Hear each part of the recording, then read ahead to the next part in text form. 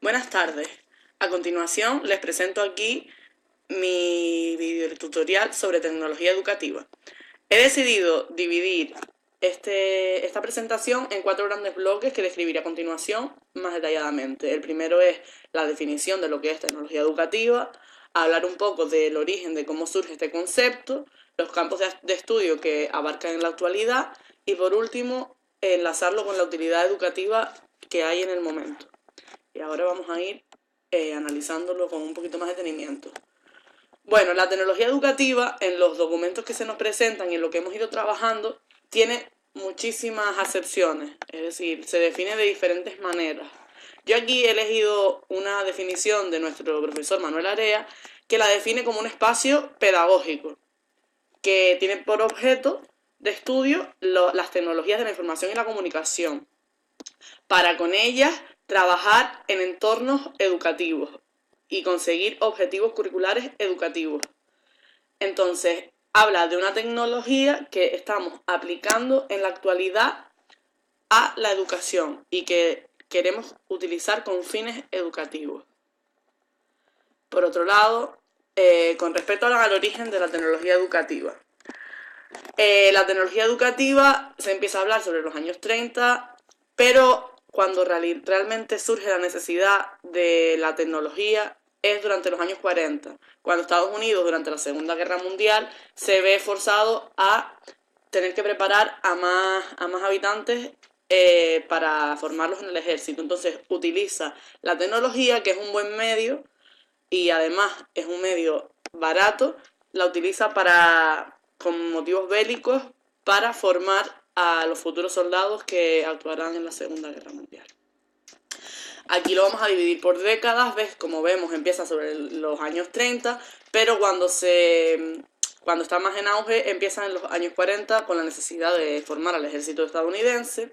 En los años 50 y 60 ya se va centrando en otro tipo de fines que son más en medios audiovisuales.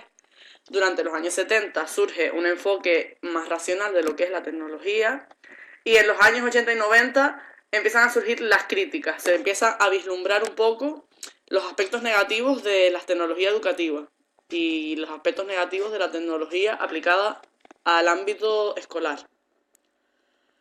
Por otro lado, los campos de estudio. Yo he dividido aquí las partes de los campos de estudio, ahora se las voy a citar y posteriormente vamos a hablar un poquito más de ellas.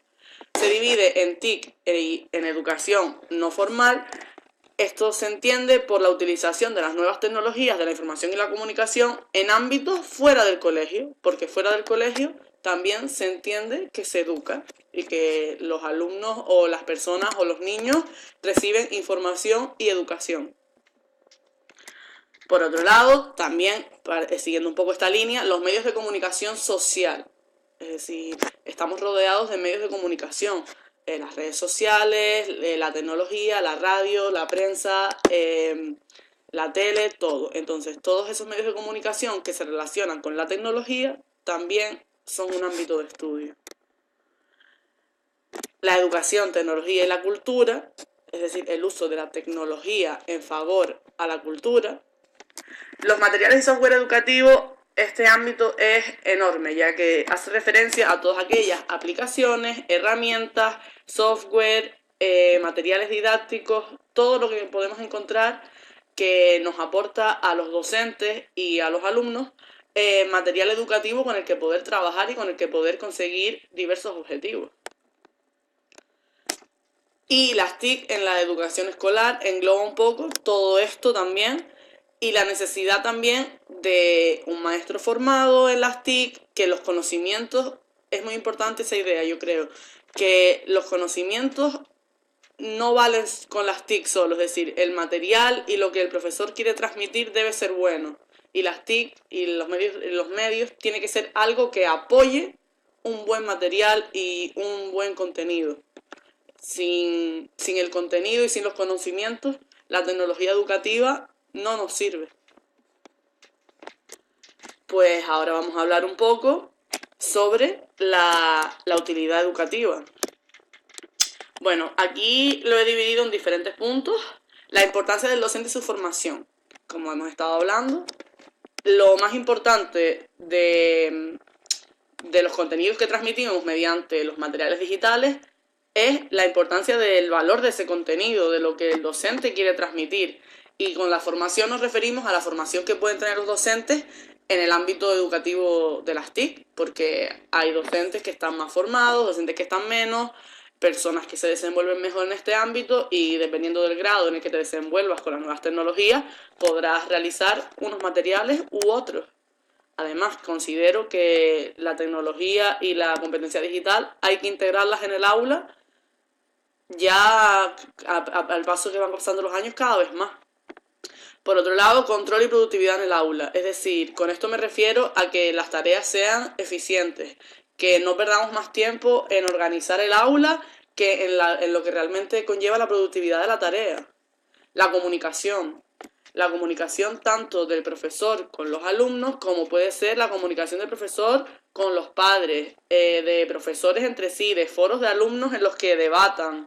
Muchísimos recursos que se pueden utilizar.